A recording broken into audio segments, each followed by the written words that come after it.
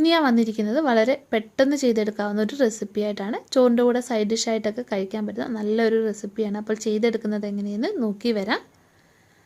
അതിനായിട്ട് ആദ്യം ഒരു പാത്രത്തിലേക്ക് നമുക്ക് എണ്ണ ഒഴിച്ചു കൊടുക്കാം. എണ്ണ ഒന്ന് ചൂടായിട്ട് വരുമ്പോൾ ഇതിലേക്ക് ഒരു മീഡിയം സൈസ് സവാള ചെറുതായിട്ട് അരിഞ്ഞത് ചേർക്കാം. വളരെ ചെറുതായിട്ട് അരിഞ്ഞു കൊടുക്കണേ.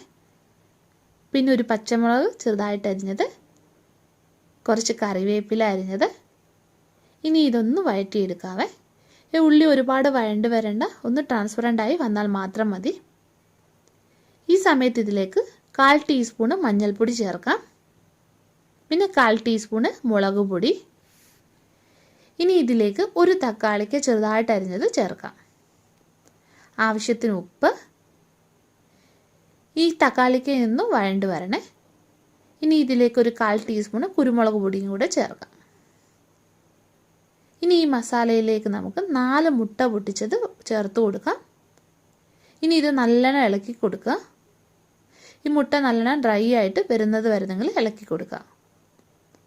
ഇനി ലാസ്റ്റിൽ നമുക്കിതിൽ സ്വല്പം മല്ലിയിലയും കൂടെ ചേർക്കാം. ഇനി ഇതിൻ്റെ ഫ്ലെയിം നമുക്ക് ഓഫ് ചെയ്യാം.